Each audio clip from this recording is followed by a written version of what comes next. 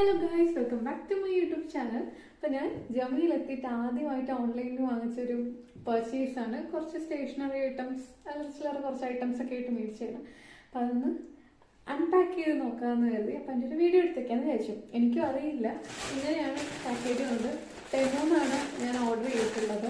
അപ്പം അതെടുക്കുമ്പോൾ ഇതൊക്കെ ഒരു സ്റ്റോറിയാണ്. അത് ഞാൻ വേറെ വീഡിയോ ഇട്ട് ഇടുന്നുണ്ട്. അപ്പോൾ ഇതിനകത്ത് എന്തൊക്കെയുണ്ട് എന്നുള്ളത് നമുക്ക് നോക്കാം.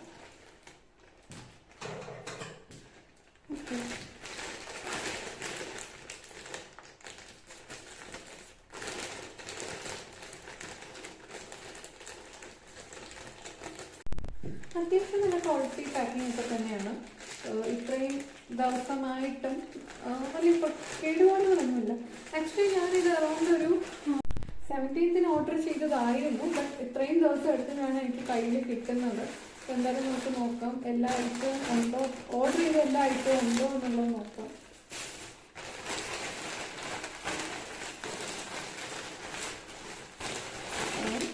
ഫസ്റ്റ് തിങ് വന്നിട്ട് ഒരു ഡിസ്പെൻസർ ബോട്ടിലാണ്. ഞാൻ ജസ്റ്റ് ഇങ്ങനെ നല്ല ക്വാളിറ്റി പാക്കിംഗ് ഒക്കെയാണ് അവർക്കുള്ളത്. ഓക്കെ, നല്ല രീതിയിൽ ഇതാണ്. ലൈക്ക് ഒരു ഡിസ്പെൻസർ ബോട്ടിലാണ്. നമുക്കിപ്പം ഹാൻഡ് വാഷ് അങ്ങനെ എന്തെങ്കിലും ഐറ്റംസ് ഒക്കെ നമുക്ക് എക്സ്ട്രാ വരുമ്പോഴോ അല്ലെങ്കിൽ നമുക്ക് ഡയല്യൂട്ട് ചെയ്ത് വെക്കാനൊക്കെ ആയിട്ട് യൂസ് ചെയ്യും. അപ്പോൾ ഒരു ഡിസ്പെൻസർ ബോട്ടിലാണ് ഞാൻ ആദ്യം ഓർഡർ കൊടുത്തത്. അപ്പം അത് എനിക്ക് നമ്മൾ ഓർഡർ ചെയ്യുന്നതിൻ്റെ ആ ഒരു ഇതനുസരിച്ചിട്ടും തോന്നുന്നു വരുന്നത്. അപ്പം അതിൻ്റെയൊക്കെ ഡിപ്പെൻഡ് ചെയ്തിരിക്കും.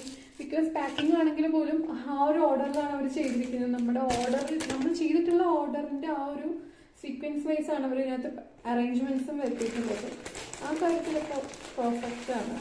പിന്നെ ഇതെന്താണെന്ന് എനിക്കറിയില്ല. ഐ തിങ്ക് ബ്രഷ് ആണെന്ന് തോന്നുന്നു.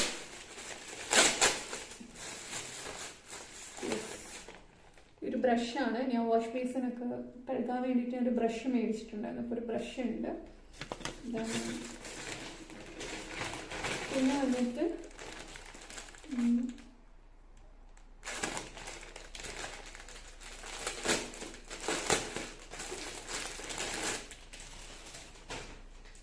ഇത് വന്നിട്ട് ആക്ച്വലി ഇത് ലോണ്ട്രി ബാസ്ക്കറ്റ് ആണ് കേട്ടോ.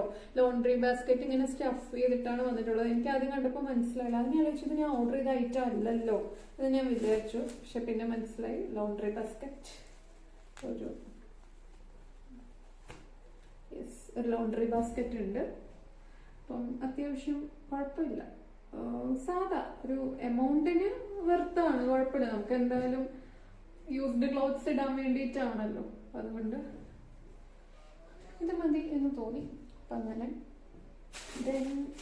പിന്നെ വന്നിട്ട് ഉള്ളത് ഒരു ഓർഗനൈസർ സെറ്റാണ്.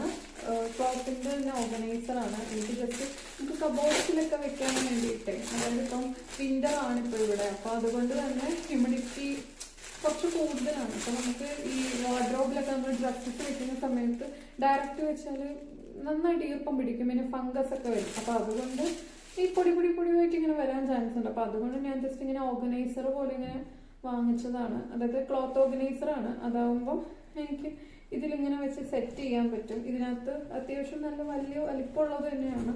അപ്പം എനിക്കിതിനകത്ത് അതായത് ഇത്രയും സൈസ് ഉണ്ട്. അപ്പം എനിക്ക് കബോർഡ്സിലൊക്കെ ആണെങ്കിലും ഇതിൽ വെച്ചിട്ട് എനിക്ക് ക്ലോത്ത്സ് അറേഞ്ച് ചെയ്ത് വെക്കാം. ഇങ്ങനെ ഒരു ഇത്ര തന്നെ വലിപ്പമുണ്ട്. അപ്പം അത്യാവശ്യം ഡ്രസ്സസ് എല്ലാം ഇതിൽ തന്നെ വെച്ചിട്ട് വാർഡ്രോബിൽ നമുക്ക് വെക്കാം. നല്ലൊരു ചോയ്സായിട്ട് തോന്നി. എന്തായാലും എനിക്ക് നല്ല ഡൗട്ട് ഉണ്ടായിരുന്നു ഓർഡർ ചെയ്ത ടൈമിൽ ഇത് സെയിം അളവ് തന്നെയാണോ വരിക, ചെറുതാണോ എന്നൊക്കെ എനിക്കൊരു ഡൗട്ട് ഉണ്ടായിരുന്നു. ബട്ട് എക്സാക്ട് സാധനം തന്നെ കിട്ടി.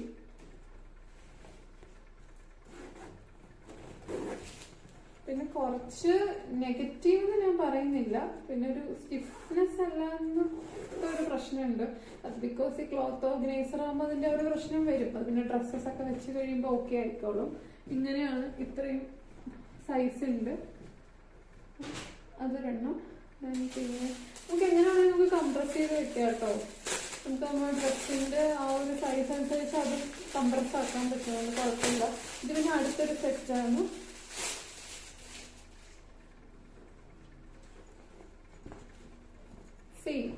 സെയിം തന്നെയാണ് അടുത്ത വേറൊരു സെറ്റ്. ഇതും ഞാൻ 2 എണ്ണം മേടിച്ചിട്ടുണ്ടായിരുന്നു. ലൈക്ക് നമുക്ക് ഇതുപോലെ ഇങ്ങനെ ഇങ്ങനെ എക്സ്പാൻഡ് ചെയ്തിട്ട് നമുക്ക് ക്ലോത്ത്സ് വെക്കാവുന്നതാണ്. ഇങ്ങനെ നമുക്കിങ്ങനെ എന്താണ്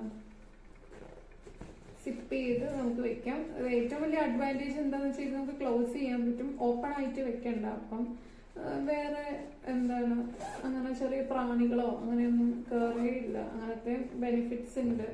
അപ്പം അതുകൊണ്ട് തന്നെ പിന്നെ നമുക്ക് വീടുകളിൽ നമുക്ക് ഡീഹ്യൂമിഡിഫയർ വാങ്ങിച്ച് വെക്കാം കേട്ടോ. ഡീഹ്യൂമിഡിഫയർ വാങ്ങിച്ച് വെക്കുമ്പോൾ കുറച്ചും കൂടെ അങ്ങ് ഇതാവും. ഈർപ്പം എന്തെങ്കിലും ഉണ്ടെങ്കിൽ അബ്സോർബ് ആയിക്കോളും. നാട്ടിലുള്ളവർക്ക് അതിന്റെ ആവശ്യമില്ല. ഞാൻ ഇവിടെ നിൽക്കുന്നത് കൊണ്ടാണ് കേട്ടോ. പക്ഷെ എന്നാലും നാട്ടിലുള്ളവർക്കാണെങ്കിൽ ഇതുപോലെയുള്ള ബാസ്ക്കറ്റ്സ് ഉണ്ടെങ്കിൽ, ക്ലോത്ത് ബാസ്ക്കറ്റ്സ് ഉണ്ടെങ്കിൽ നന്നായിരിക്കും.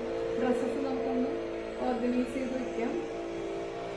താഴെ സൗണ്ട് ഉണ്ട് കേട്ടോ, എന്തോ പണി നടക്കുന്നുണ്ട്, ഡ്രില്ലിങ്ങോ എന്തൊക്കെയുണ്ട്. അപ്പൊ അതിന്റെ ഒരു സൗണ്ട് ഉണ്ട്, നിങ്ങളൊന്ന് ഇഗ്നോർ ചെയ്തേക്കണം. എൻ്റെ റൂമിന്റെ തൊട്ട് താഴെയായിട്ടാണ്.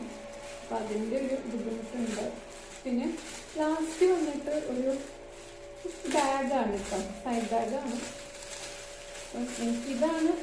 എനിക്ക് ഏറ്റവും ഞാൻ എക്സൈറ്റഡ് ഈ ഒരു ബാഗിന് വേണ്ടിയിട്ടായിരുന്നു.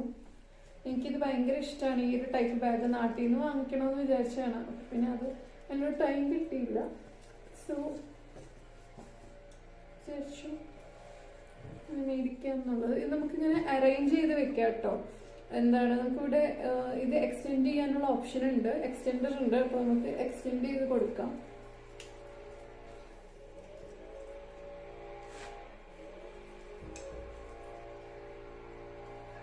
ഇങ്ങനെ നമുക്ക് എന്താണ് സൈസ് നമുക്ക് അഡ്ജസ്റ്റ് ചെയ്ത് കൊടുക്കാവുന്നതാണ്.